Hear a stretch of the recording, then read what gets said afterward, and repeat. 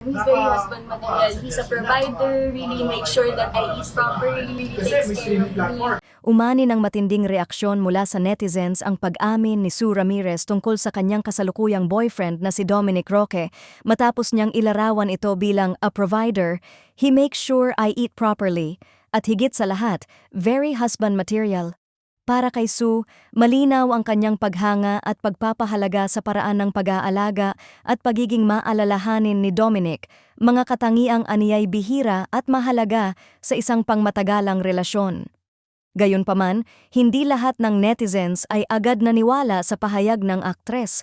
Mabilis na binalikan ng publiko ang naging history ni Dominic kay Bea Alonzo kung saan nauwi ang kanilang relasyon sa isang engagement na hindi humantong sa kasal. Dahil dito, may mga netizens na nagsabing mahirap daw agad tawaging husband material ang isang taong hanggang proposal lang umano sa nakaraang relasyon.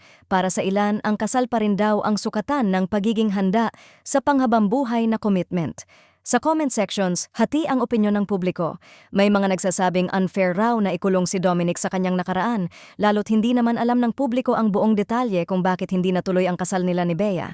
Ayon sa mga tagapagtanggol ni Dominic, ang pagiging provider, maalaga at present sa relasyon ay hindi dapat binubura ng isang hindi natuloy na engagement. Para sa kanila, posibleng mas nag-mature at mas handa na ngayon si Dominic sa ibang yugto ng kanyang buhay. Sa kabilang banda, may mga netizens pa ring nananatiling duda. Ayon sa kanila, natural lang umanong maging maingat si Sue at sana raw ay hindi siya masyadong nadadala ng kasalukuyang sweetness. May ilan pang nagsabing madaling magsalita ng magagandang katangian sa umpisa ng relasyon, ngunit ang tunay na sukatan ay kung paano haharapin ang mas mabibigat na responsibilidad sa hinaharap. Sa kabila ng ingay, kapansin-pansin na tahimik at consistent si Dominic sa kanyang kilos, isang bagay na binibigyang diin ng mga supporters ni Sue. Para sa kanila, ang mahalaga ay kung paano tratuhin ni Dominic si Sue ngayon, hindi kung paano natapos ang isang relasyon noon.